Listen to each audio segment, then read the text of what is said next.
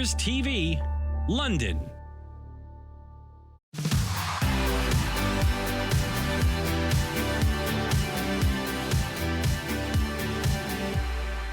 Good morning and welcome to the What's Up London show. I'm your host, Jennifer Slay.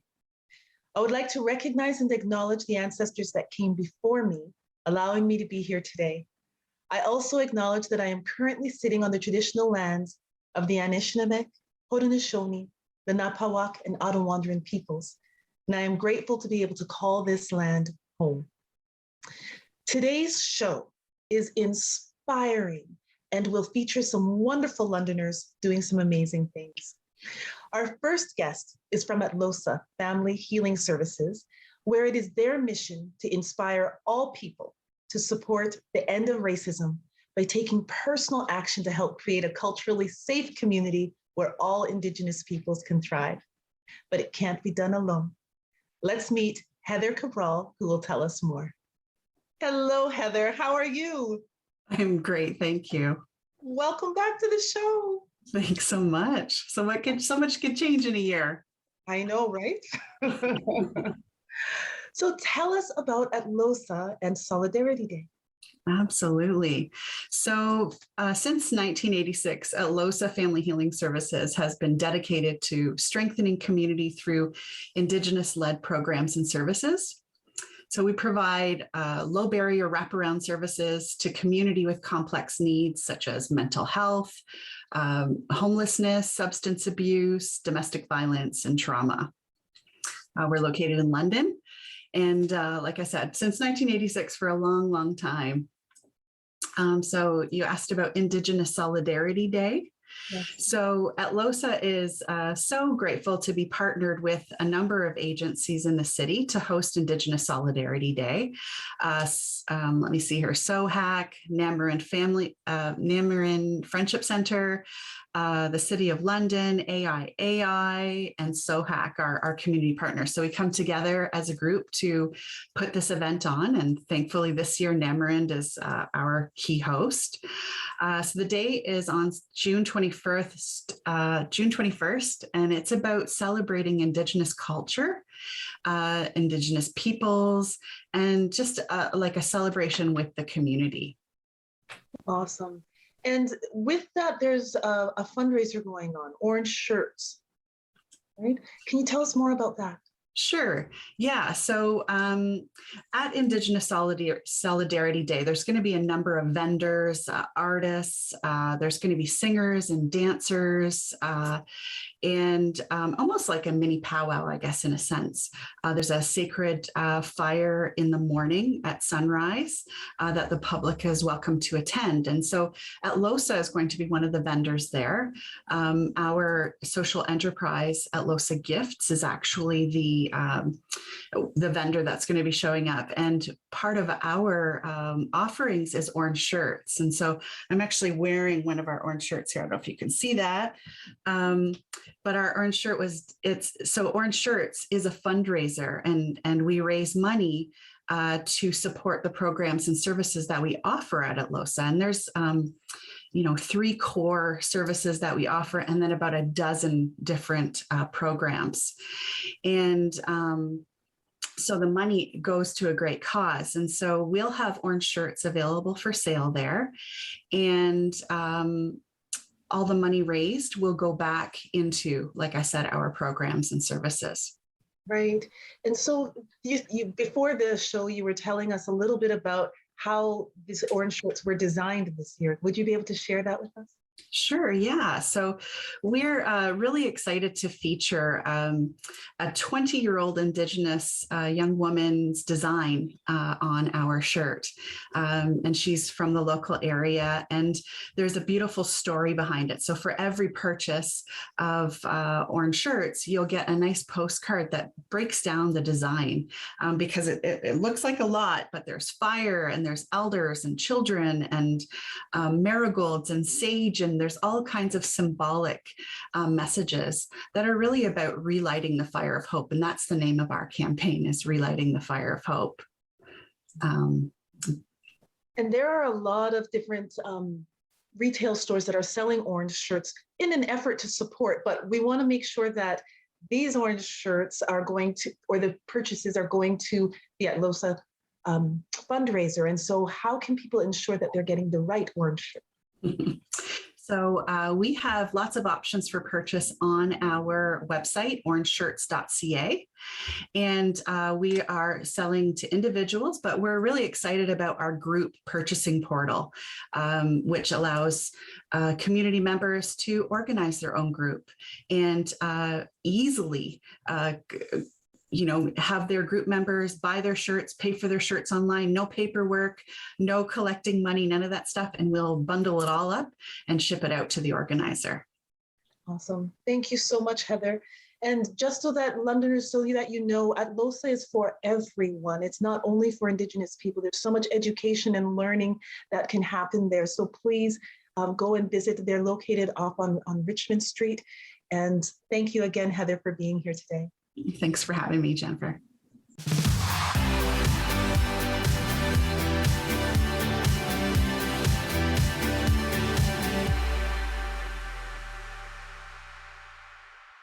This program is brought to you by the following sponsors.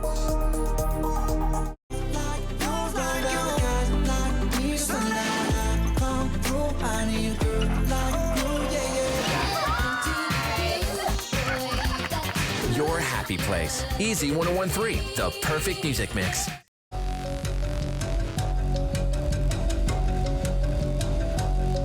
Don't be distracted and leave your cooking unattended. Stand by your pan and look while you cook.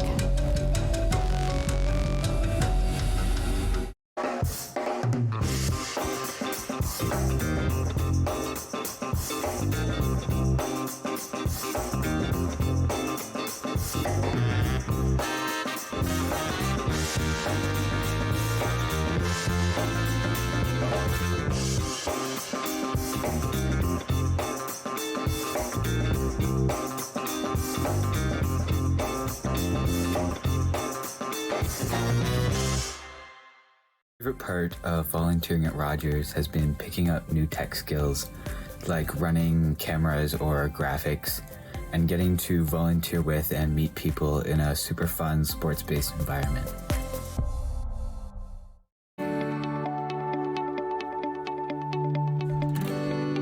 You're watching Rogers TV.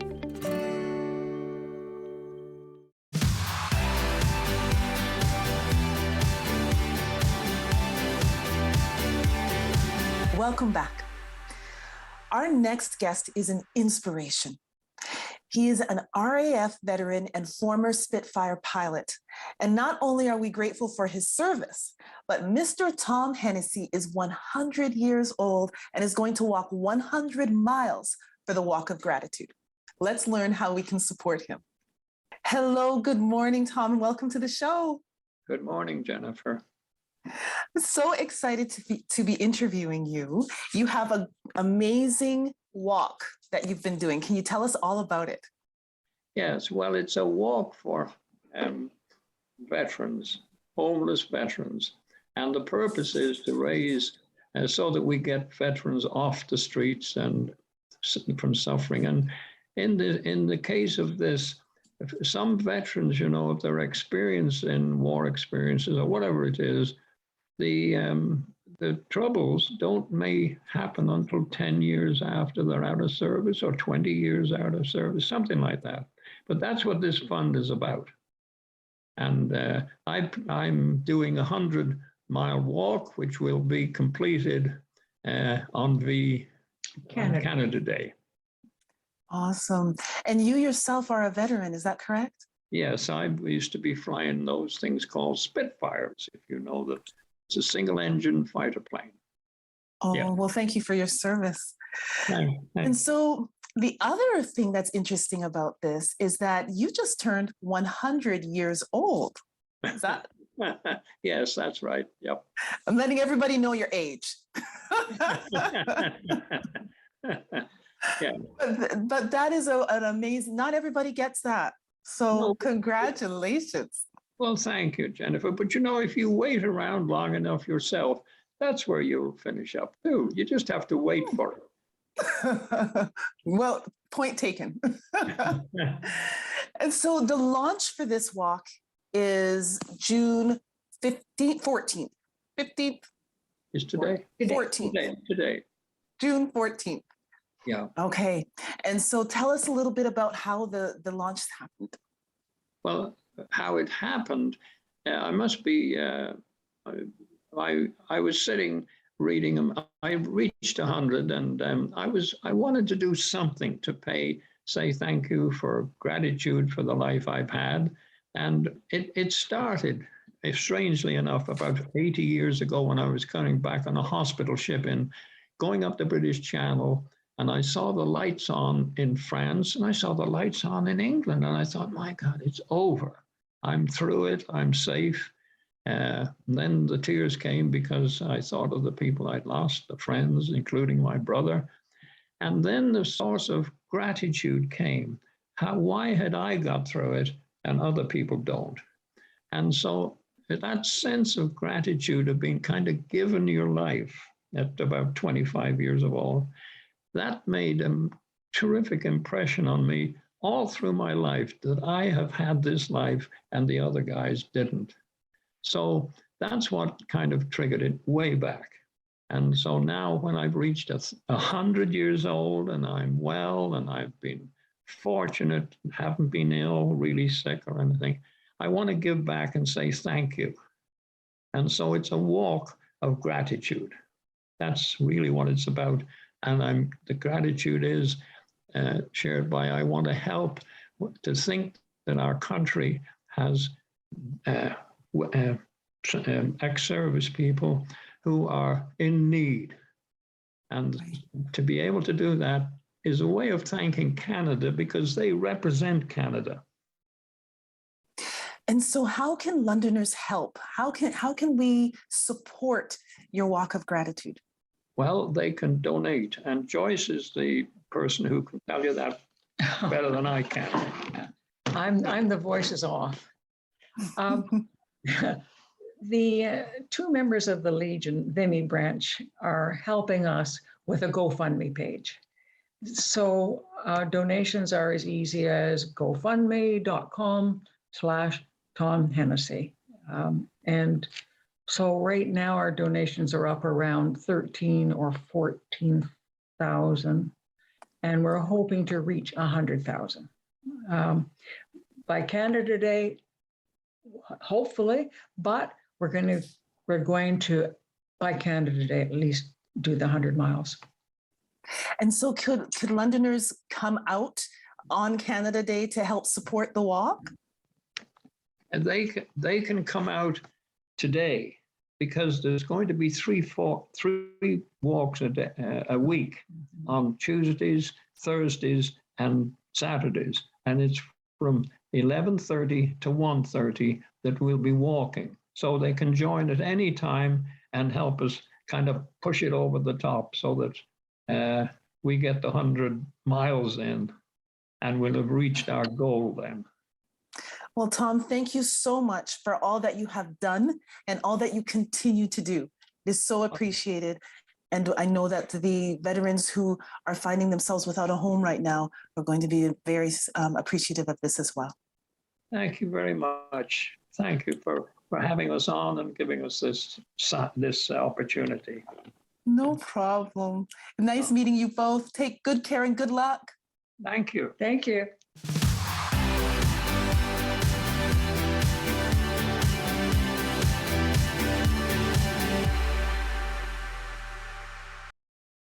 This program is brought to you by the following sponsors. Hi everyone, my name's Ranger M. I love to knowledge share, and that's just what I'm going to do with you. So come on, let's go learn with Ranger M.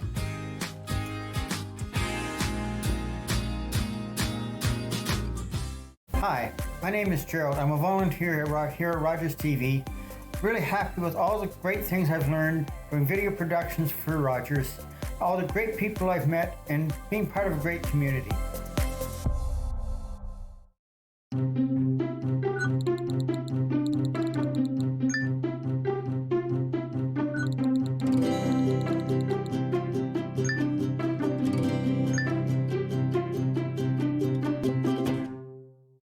husband is a wonderful man and a great father when he's not drinking. I'm so angry he chooses alcohol over us. If he really loved us, he'd stop drinking, right? My counselor suggested I try Al-Anon. I didn't understand why. I'm not the one with the problem, but I'm glad I went. Do you worry about someone's drinking? You are not alone. Al-Anon or Alateen can help. Call 866-200-0033 or visit alanon.org/hope. You're watching Rogers TV.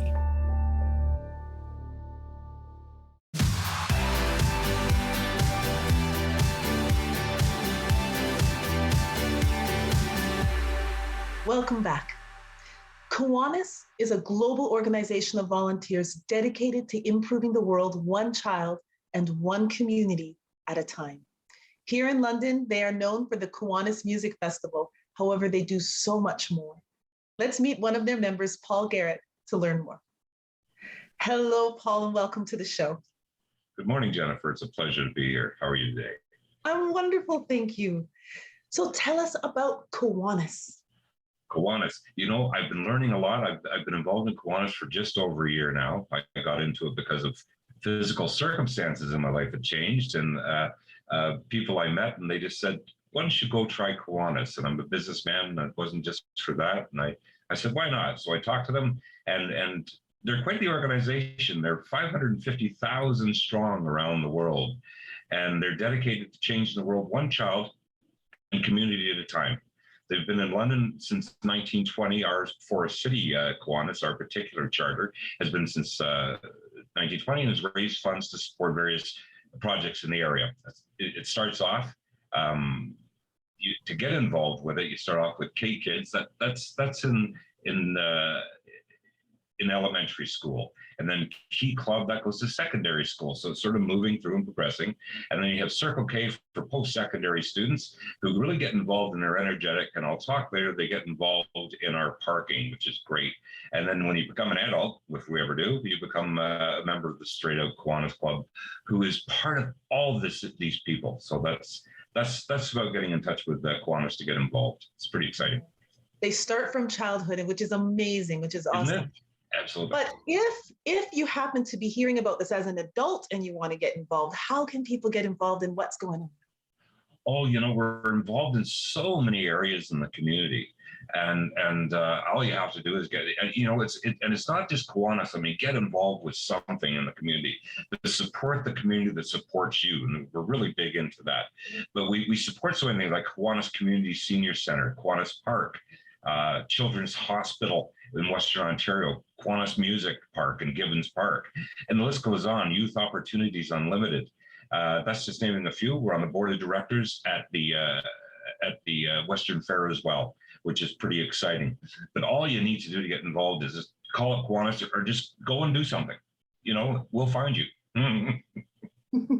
Because, you know, a lot of people hear about Kiwanis through the Kiwanis Music Festival, because that's huge, right? But there's so much more to do.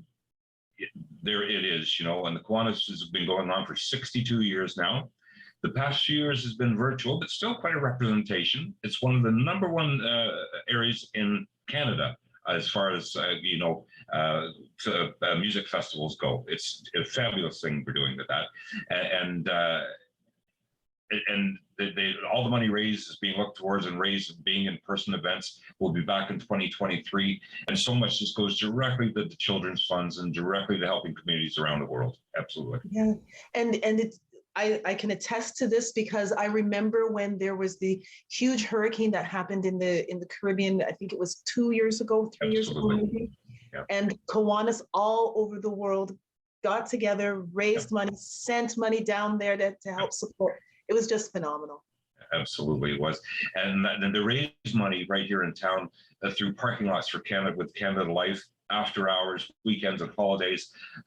Members, volunteers, all, and students, of course, go there and they manage the parking lot, which is our fundraiser. $100,000 some years being donated to charities around the world and children and youth around the world because of it. We're also involved in Start to Smart with Staples.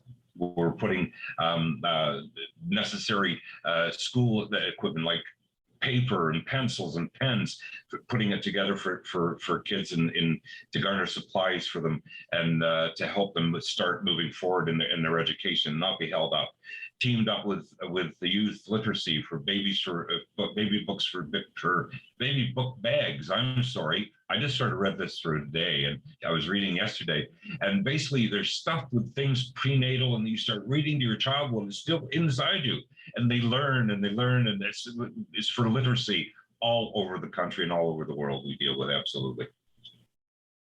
Yes, it's a phenomenal organization. It is. We're also excited. We're also excited to be a part of Jones Place, which is the Youth Ontario Youth Opportunities Unlimited. I'm sorry.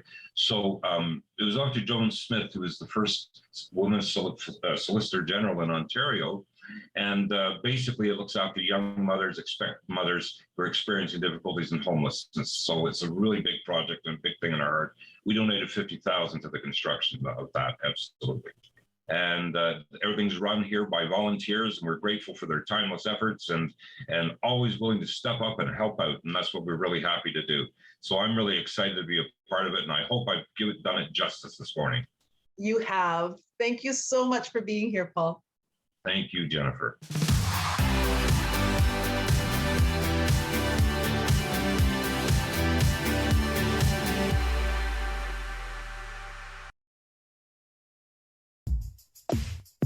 Hey, what's going on, everybody? Tyler Fines, host of Off the Puck Hockey on Rogers Channel 20.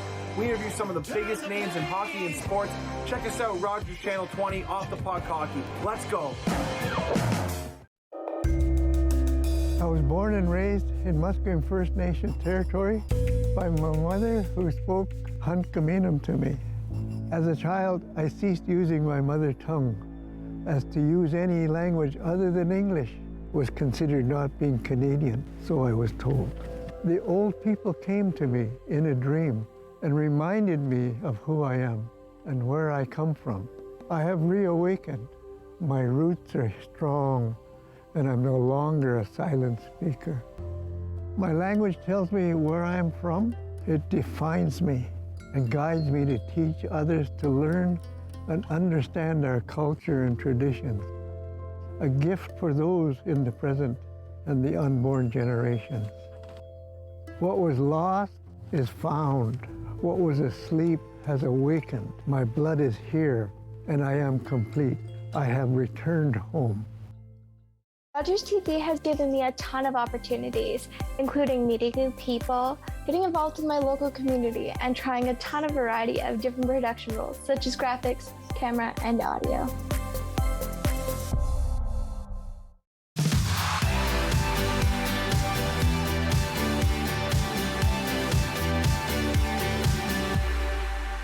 Welcome back. After 2 years of a hiatus due to a global pandemic, they are back. The London Heritage Council is proud to present Night Market London and Canada Day London 2022. Dira Ghosh is here to fill us in on all of the details. Hello, Dira, and welcome to the show. Hello. So you've got 2 events to talk to us about. Let's start with the Night Market.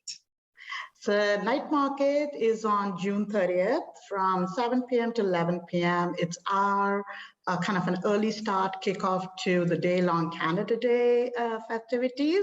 Again, all happening in downtown London on Dundas Place and Talbot Street. A street festival it'll be. Oh, that's awesome. So what can people expect there? Everything that you envision a street festival to be. There will be food vendors, food booths, artisan vendors, beer gardens, street performances, multicultural performances, anything that you think a street festival should have, we have it. So come down and check it out. Sounds amazing. And what about Canada Day? The Canada Day London. Tell us more about that. So Canada Day London, obviously July 1st from noon to 10 p.m. Again, downtown London on Talbot and Dundas Place. And again, a street festival, but with a little more additions compared to night market. So with street performance, we'll have stage performances, we'll have a kids zone, and for the first time, we're doing touch a truck. So that will also be part of the kids zone. And of course, our food vendors, our food trucks, our artisan vendors, beer garden, lots of activities to cater to different demographics, different segment of our society. We have an action-packed day planned for London. You know, it sounds absolutely phenomenal. And there's been some controversy, though, over the last couple of years with regards to Canada Day celebrations. Would you mind sharing a little bit about what that controversy is and how the London Heritage Festival, they're going to address that? Absolutely. So as we know, what has happened in the past few years, there is another side of the story of Canada Day that does not get told or kind of gets hidden in all the red and white, celebration. And we are very cognizant of that. We're very aware of that. But what we are saying is that we need to come to a middle ground. We would like our Canada Day to be also in celebrating and being Canadian, also have an awareness piece, hear the other side of the story, and we have that included in our program. We will have the Indigenous representation talking about how are they feeling about Canada Day, what is it that they would like to do. So for us, Canada Day is that we want to say both sides of the story. We are cognizant that there are a lot of new people who come to Canada who spend years getting here, and they want to celebrate what it is to be Canadian. So that is what our Heritage Council wants to do. We want to talk about the Indigenous and the hurt that they feel, but at the same time, we want to talk about our newcomers who want to celebrate that they feel a sense of achievement having come to this country. Mm-hmm. So basically, it's a more balanced celebration in the sense that you're hearing both sides of the story and coming to that middle ground, like you said. Absolutely. We want this time's Canada Day to be about people of Canada, to celebrate our community, celebrate the Forest City. So bring it all down local. There's a lot in our community that is worth celebrating. So the focus is on the people of our Forest City. That is what we're doing. Our programming, our performances are all geared towards that. Okay, so the celebrations start the night before with the night market, and it's a street festival like no other that I've heard of. No, we want people to come and see it. Yes, like you wouldn't have seen the streets like this before. I can guarantee that. Okay, I'm gonna hold you to that. And then the next day, the Canada Day celebration. Absolutely. The next day, the Canada Day celebration, again, having everything that people associate Canada Day with, you will see it. So a totally different 2 days of activities. Wonderful. Thank you so much for being here again. It's nice seeing you. Thank you for having me. Well, for the last time this season, I will say that's a wrap. Thank you for your support during this challenging time and for supporting Rogers TV by tuning in, watching, and supporting our guests. Please continue to follow us on social media throughout the summer as we'll be posting the various events happening in our community. I look forward to being here again with you in the fall. And in the meantime, be well and take care.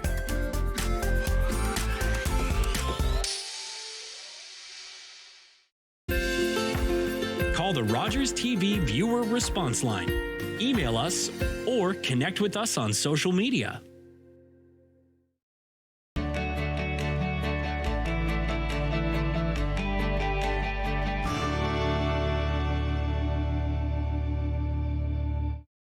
Hi, I'm Melissa Yee, Community Engagement Specialist at Rogers TV. Volunteering at Rogers TV during my high school years provided a great opportunity for me to learn on-air reporting and writing, which helped me get into the college I wanted with that experience. The skills I learned while volunteering at Rogers TV were invaluable, and it has now led me down my career path of now overseeing the volunteer program at Rogers TV.